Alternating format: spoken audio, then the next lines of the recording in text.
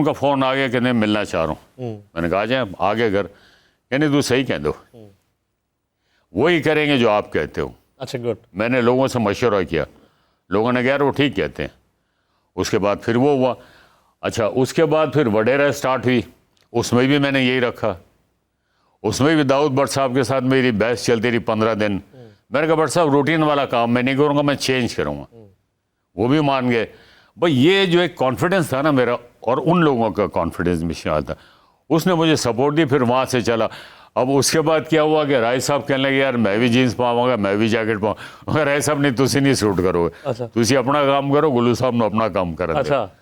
तो ये हुआ। तो बात थोड़ी सी ये है कि एक अच्छे काम के लिए आपको आर्गुमेंट्स करने पड़ते हैं। राय साहब ने फिर वो जीन्स पहनी भी ना, हैट जीन्स अक्सर फिल्मों में नजर आए वो। पहने भी है और उन्होंने, आप लेकिन इंस्पेक्टर का रोल करते थे ज्यादा से ज्यादा। आपने ज्यादा पुलिस इंस्पेक्टर्स के रोल किए ज्यादा? नहीं ऐसा नहीं है। अच्छा, ऐसा नहीं है। ऐसा नहीं है। कुछ फिल्में थी। अब हुआ ये ना, देखो वो एक फॉर्मूला है जिसको हम लोग फॉलो करते हैं। राइट। मसलन सूदी भट्ट साहब की फिल्म थी, एक माजू फिल्म थी, और एक दो फिल्में और थी, वो हो गई सुपरहिट। अब वो बन गया सिलसिला कि एक पुलिस ऑफिसर, जब मैंने छोड़ने की, मैंने कहा यूनिफॉर्म मैं नहीं पहनूंगा। फिर उसके बाद जावेद शेख ने भी पहनी, फिर नदीम साहब ने भी पहनी। एक फार्मूला बन गया था कहानी का।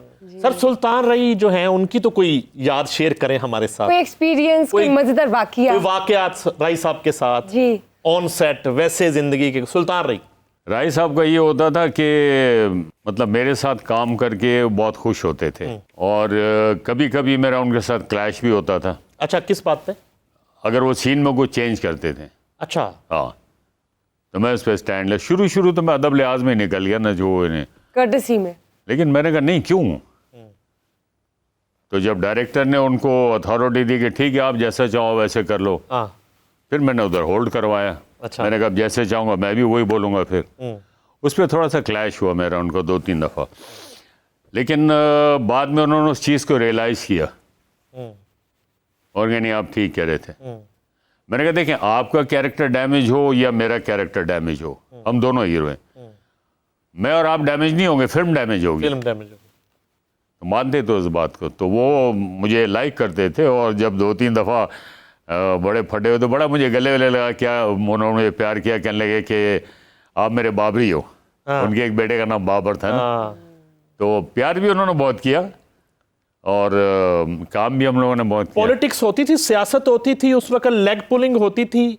कभी किसी ने आपको कट करवाया, सीन्स कटवा दिए, आपके सीन्स कटवा दिए? हुआ है, बहुत हुआ है। यूजुअली उस जमाने में हीरोज के पास ये पावर थी कि यार देखिए, बात पता है क्या है, मैं आपको बताऊं, ऐसा बहुत कुछ हुआ है, लेकिन अब बहुत से लोग इस दुनिया में नहीं है। मैं अब नाम नहीं लेना चाहता किसी का। मतलब मैं आपको बताऊं कि ख़ास तौर पे मेरा जो एक्शन होता था, मैंने 99.9% ओरिजिनल किया अपना। अच्छा। यस, मेरी एक फिल्म है आतिश, कोई बिलीव ही नहीं करेगा कि ये मैंने किया है। अच्छा। उसके लिए इंडिया से एक स्टंटमैन आया था और हमने ट्रेन की फाइट थी, मंडी बाउद्दीन में हमने वो काम किया था। जबरदस्त। अच्छा। तो जब उसको बताया कि ये शॉट है तो उसने कहा नहीं मैं नहीं करूँगा। ये चलती ट्रेन पे हुआ था? चलती ट्रेन में, ट्रेन चल रही, मैं नीचे लटका हुआ हूँ। अच्छा। अभी मैं दिखाऊंगा आपको, रिकॉर्डिंग के बाद ना मैं आपको दिखाऊंगा ये आपने खुद जेन्युइनली किया हुआ है? यस, अभी दिखाऊंगा मैं आपको। इतने डेंजरस फाइट थी। उसके अलावा मैंने रीच के साथ फाइट की। अच्छा। यस, आतिश फिल्म में ट्रेन की फाइट की। रीच के साथ मैंने गंगुआ एक मेरी फिल्म थी, उससे मैंने फाइट की। बहुत की, अभी तो मुझे याद भी नहीं है। बहुत ख़तरनाक काम किया। सबसे पहले दोनों हाथ छोड़ के राइडिंग मैंने की और बहुत कुछ किया अल्हम्दुलिल्लाह। लेकिन हमेशा ये हुआ कि आप बिलीव करेंगे, देखने के बाद मुझे खौफ आता यार ये क्या किया मैंने, लेकिन बस अल्लाह मदद करता था। मैं किस हीरोइन के साथ जो है ना वो काम करना चैलेंजिंग लगता था, जो टफ टाइम देती थी? नहीं, ऐसा तो कभी नहीं हुआ, लेकिन ये था कि जो मेरी बहुत ज़्यादा सीनियर थी, जैसे शबनम भाभी और रानी बेगम, तो इन लोगों का, रानी बेगम का वैसे ही बड़ा फ़ैन हूँ, तो इन लोगों का मेरे दिल में बहुत अदब एहतराम। मतलब आप उनसे फ्रैंक नहीं हो सकते, वो हंसी मजाक। उनके साथ एज अ हीरो किस तरह काम करते थे वो, कर्टसी लेवल में भाभी कहते थे आप, तो फिर रोमांटिक सीन किस तरह होता था? कैसे करते थे? देखिए, इसके लिए क्या होता है मैं आपको बताऊं कि आपको खुद से वो माहौल क्रिएट करना पड़ता है थोड़ा सा, ठीक है ना। बस मेरी अपनी आदत ये है कि अगर ट्रेजेडी सीन है या कोई ड्रामेटिक सीन है तो मेरी इन्वॉल्वमेंट उसमें होती है। लाइट सीन है, कॉमेडी है, तो बहुत सारी बातें अपनी तरफ से भी ऐड करते हैं, जो डायरेक्टर कहता है वेरी गुड, बहुत अच्छा लग रहा है। जी। तो हीरोइन जितनी भी थी, रानी बेगम, शबनम भाभी के अलावा सबसे फ्रैंकनेस थी, जिसमें बाबरा है, नीली है, नादरा है, अंजुमन है, साइमा है, रीमा है। तो ये तमाम हीरोइन जो है ना, इनसे मेरी बहुत फ्रैंक, बल्कि सारी हीरोइन मुझे कहते गुल्लू हमारा सहेली है, अच्छा, वो मुझे अपनी सहेली कहते थे। ओके। तो अच्छा था, बहुत अच्छा था। नादरा के साथ आपकी जो जोड़ी थी वो बहुत मशहूर थी, लेकिन आपकी पसंदीदा कौन थी एज अ हीरोइन? मेरी सारी पसंदीदा थी जी, हीरोइन और पसंदीदा ना हो ये कैसे? शौक ज्यादा था नहीं। मतलब जिनके साथ आप ज्यादा से ज्यादा मूवीज करने में। देखिए, ईमानदारी की बात है, इसमें कोई हिपोक्रेसी नहीं है, सारी बहुत अच्छी थी, सभी के साथ मेरी फ्रैंकनेस थी। और जब आपकी एक इंटीमेसी अच्छी होगी ना, तो आपको काम भी अच्छा मिलेगा। बहुत सारी चीज़ें ऐसी होती हैं जो आप खुद करते हैं, बहुत सारे कुछ जेस्चर्स ऐसे होते हैं जो रनिंग शॉट में आपके जहन में आ जाते हैं, तो वो अच्छे लगते हैं। वो उसी वक्त हो सकता है जब आपकी केमिस्ट्री मैच करती हो। तो वो सभी के साथ था मेरा, सभी के साथ। अच्छा, ये विकीपीडिया सच बोलता है या झूठ बोलता है?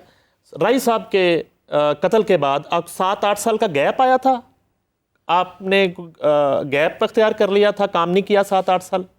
क्या वजह है? नहीं, गैप तो नहीं अख्तियार किया था। अच्छा। काम किया है मैंने, लेकिन ये कि कम काम किया है। अच्छा। लेकिन चूंकि एक वो जो एक सेटअप चल रहा था, सुल्तान राय, मुस्तफा कुरैशी, गुलाम मोहिउद्दीन, वो कॉम्बिनेशन जो एक बना हुआ था, वो एक कॉम्बिनेशन बना, Yes, तो वो जब टूटा तो उसके बाद ये आ गए फिर शान, मोमर राना, अरबाज खान, ये लोग आ गए। उसमें जो मुझे कैरेक्टर्स ऑफर हुए, मैंने कहा नहीं, मैं नहीं करूँगा ये काम। 40 लेके जानी से आपने कम बैक मतलब किया कैरेक्टर्स में इतना वजन नहीं था, सैयद नूर उतने की अच्छे फिल्म। कैरेक्टर्स नहीं थे। जी जी। तो फिर मैंने छोड़ दी वो फिल्में। तो मैं नहीं चाहता था कि मैं एक बना हुआ, अभी तक मेरा ये अल्हम्दुलिल्लाह कि अभी जैसे मैंने आपको बताया था कि 7-8 फिल्में मैंने छोड़ी कि मैं, देखें, एक आपका जो एक इमेज बना हो तो उसको डैमेज नहीं करना चाहिए आपको, उससे आपको फैंस भी हर्ट होते हैं, आपका इनर नहीं मानता आपने क्यों की है फिल्म, ऐसा नहीं होना चाहिए। तो बहरहाल उसका मुझे अच्छा रिजल्ट मिला। अब दोबारा से मुझे अच्छी फिल्म ऑफर हो रही हैं और मैं कर रहा हूँ। कोई थोड़ा नए projects? थोड़ा ब्रेक लेने का फायदा होता है, आपके कहने का मकसद है कि कभी कभी ब्रेक लेने का आपको फायदा हो रहा होता है? या क्वालिटी पे आप कॉम्प्रोमाइज नहीं करना चाहते? ऑफ कोर्स फायदा होता है आपका। होता है फायदा। उसमें ये है कि जो आपकी ऑडियंस है वो आपके साथ रहती है, वरना अगर आपका कैलिबर नीचे आ गया तो आप जितना मर्जी परफॉर्म करें वो ऑडियंस उसको एक्सेप्ट नहीं करती, फिर वो नहीं होता। अभी आपके कौन से प्रोजेक्ट्स आ रहे हैं जो हमें देखने को मिलेंगे जल्द? अभी जो मैं कर रहा हूँ, अभी एक फिल्म जिसकी शूटिंग की है, तेरे प्यार नो सलाम। वो अल्ताफ़ हुसैन साहब हमारे बड़े लेजेंड डायरेक्टर थे, उनका इंतकाल हो गया। अब उसको वो है शाहिद राना साहब, वही बहुत अच्छे डायरेक्टर हैं, वो उसको डायरेक्ट कर रहे हैं। और इसके अलावा कोई 3-4 फिल्म और हैं, उनका पेपर वर्क हो रहा है, होपफुली नेक्स्ट मंथ तक वो भी स्टार्ट हो जाएंगे। यानी हम आपको फिर से स्क्रीन्स पर देखने वाले हैं बहुत जल्द। जी जी। जबरदस्त।